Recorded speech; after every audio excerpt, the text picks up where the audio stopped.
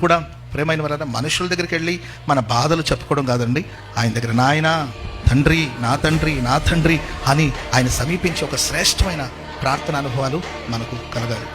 మనుషులు మన కన్నీళ్లు చూడాలని మనం కోరుకోకూడదు. మన అభివృద్ధిని మనుషులు చూడనివ్వండి, మన ప్రగతిని మనుషులు చూడనివ్వండి, మన ఆశీర్వాదాన్ని మనుషులు చూడనివ్వండి, అని మన కన్నీళ్లు మాత్రం మన ప్రభు మాత్రమే చూడాలి. స్తోత్రం చెప్పడదు గట్టిగా. మన కన్నీళ్లతో ఆయన పాదాలు ఆగరు సఫర్ అవ్వడం, ఆగరు సమస్యలు, ఆగరు పోరాటాలని ఇష్మాయిల్ చూసాడేమో కానీ ఆగరు కన్నీళ్లు దేవుడు చూశాడు. మన కన్నీళ్ళని మనుషుల దగ్గర కార్చాలని, మన కన్నీళ్లు ప్రజలకి చూపించాలని, మన కన్నీళ్లు విడుస్తుండగానే కెమెరా మన కంటి మీద ఫోకస్ చేయాలని, ఇలాంటివన్నీ చేస్తూ ఉంటారు. మనం ఏడుస్తున్నప్పుడే కొంతమంది కెమెరాని జూమ్ చేసి, మన కన్నీళ్లు ప్రపంచానికి తెలియాల్సిన అవసరం లేదు, మన కన్నీళ్లు ప్రభువుకు తెలియాలి, మన దేవునికి తెలియాలి.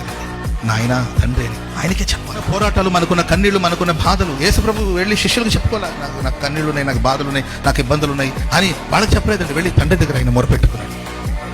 మనం దేవుని సన్నిధికి వెళ్ళి మొరపెట్టగలుగుతున్నాము. అలా ఎల్లప్పుడూ ప్రార్థన చేసే ఒక అనుభవాలు మనకు ఉంటున్నాయా? మనం పరీక్షించుకోవాలి, ప్రశ్నించుకోవాలి.